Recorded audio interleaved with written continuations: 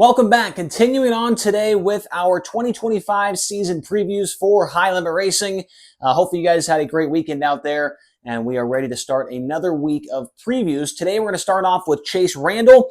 I did have somebody in the comment section on the last video say that they wanted to hear about the rest of the rookies, and so we'll do Chase Randall today. More than likely Cy Lynch tomorrow, but Chase Randall, the 20-year-old driver out of Waco, Texas. He drives the Schnee Lawson chassis number 9 car. It's his family-owned operation, and with that family operation, his dad will be the crew chief, that being John Randall. But I do have an asterisk next to his name because it does sound like they are looking to try and get another crew chief in there at some point this season. So, I mean, John Randall could be the crew chief for Vegas and then he's out. He could be the crew chief all the way through Texas and then they find somebody in the offseason. But right now it does sound like they're actively trying to find a crew chief to be full-time on this car. The car chief is Balin McGinnis, who used to work on the Rudine Racing 26 and formerly on the Clausen Marshall Racing 7BC. And then the tire specialist, they are still trying to figure out who that is going to be at this point in time. But as of right now, they have 3 bodies that will be in that trailer. Chase Randall, John, and Balin. So at least they've got some decent help here going into the year. And it does sound like they're going to get a tire specialist by the time we get to the first race. Now, speaking about the first race, we'll talk about the schedule here and the racetracks that Chase Randall has never been to before. As you can see, there is a lot of red and not a lot of green. The red, if you are not familiar, are the tracks that the driver is visiting for the very first time that are on the High Limit Racing schedule. The green tracks are tracks where that driver has actually went to Victory Lane before. So on the schedule this year for Chase Randall, he's never been to Arizona. He's never been to Kern, Paris, Vado. Those 4. I got them a little bit mixed up because I'm trying to not have to erase it every time for each guy. And so I'm kind of erasing, plugging him in where there's an eraser or whatever. So it's not exactly in order. But right there, those first couple are all right at the beginning of the year. Butler Motor Speedway, Texarkana, Skagit, Fremont, Douglas County, both tracks in New York, 141, Red Cedar, Florence, and Path Valley, all tracks that Chase Randall will be visiting for the very first time in his career, and tracks where he has won at. He's actually won at Las Vegas Motor Speedway before. He did that, I believe it was in 2022, against the Boss Sprint Car Series, which is now the POWRi Series, if I'm not mistaken. So Chase Randall has been a 410 winner there at Las Vegas, and he's also won at Lucas Oil Speedway before as well. Now, last year, they had Chase Randall as the 27th best driver over on SprintCarRatings.com. So they're saying that they believe he was the best, the 27th best out of all drivers that raced last year in a 410. There were a lot of good moments last year for Chase Randall, and it's crazy to think that really this guy has not been around and racing a 410 full-time. He's only been a 410 full-time driver for 2 years. Since 2023, when he ran, I want to say it was like 68 races. Last year, he ran 52.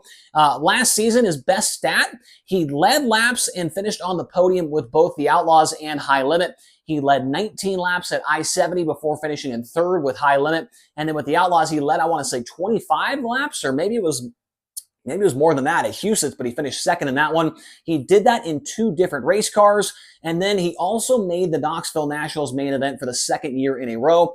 Chase Randall, if I'm not mistaken, is batting 1,000 at making the Knoxville Nationals main event. He did it his rookie year in 2023 as well. So Knoxville is not an issue at all for him. He even got a couple of wins there last year in weekly competition. Now, looking at his 2024 stats here, he ran 52 410 sprint car races.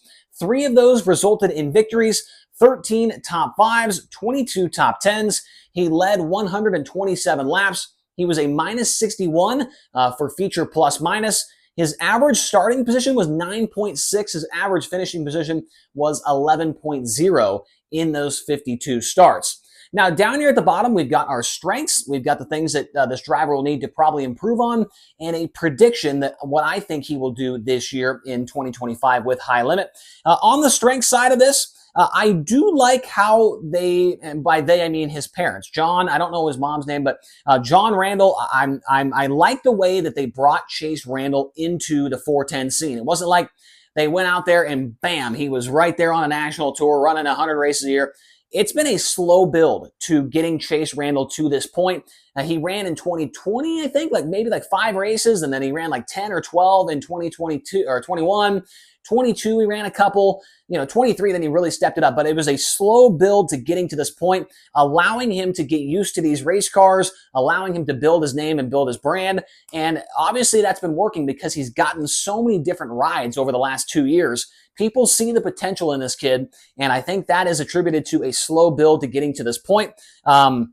He has a home now. And that, by what I mean with that, is he is back with his family-owned team. This team, I don't think they ran at all last year, but they did run in 2023. I mentioned in a different video that he almost won the Tuscarora 50 in this car. But it is good that he does not have to worry about the stability of his racing right now.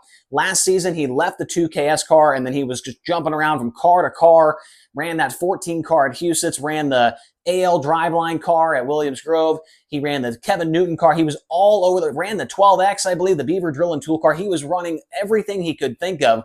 There was no stability. He has that now with his family-owned team, with his dad on the wrenches. They've got great sponsorship behind them, and so I think that'll help him out, not having to worry about what happens next week.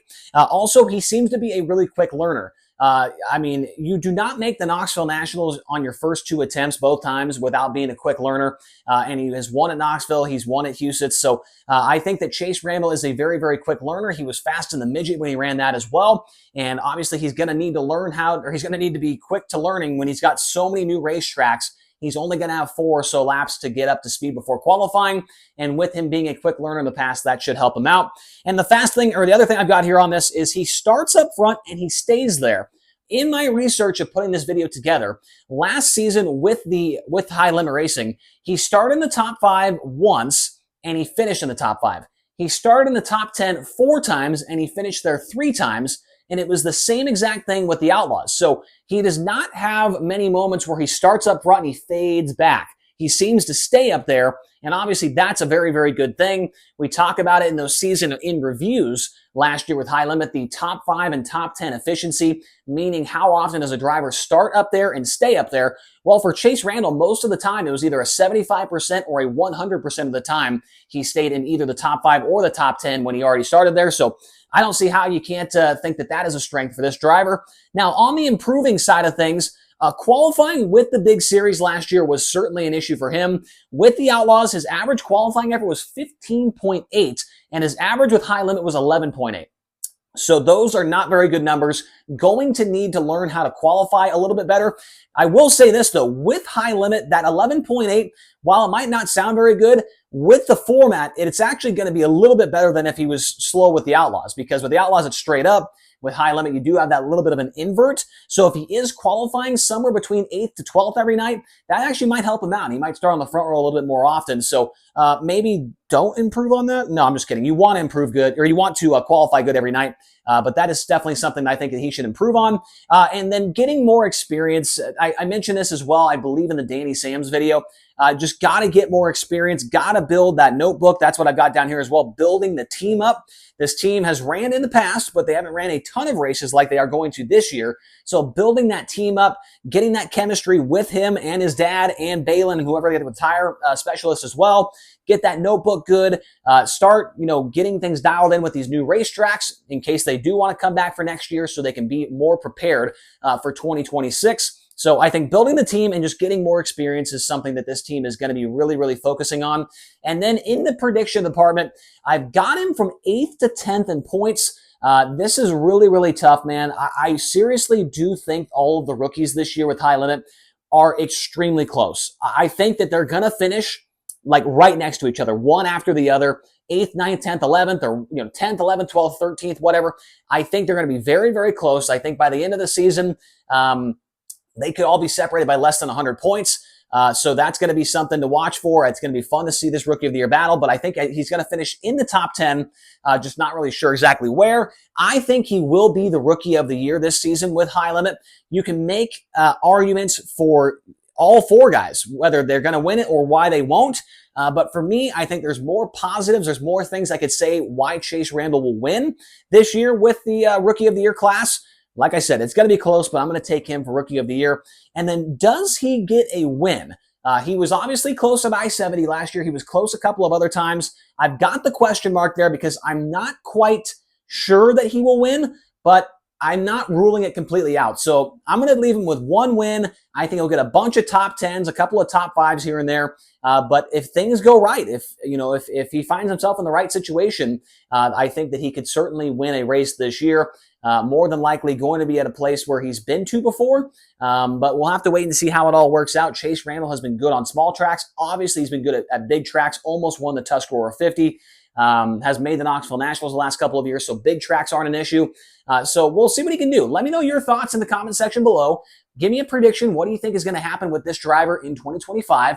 Also, hit the like button, hit the subscribe button, and we'll be back tomorrow to talk more about high limit racing. We'll give you another season preview tomorrow on the Rodman Rundown. Thank you all so much for watching. Talk to you again soon.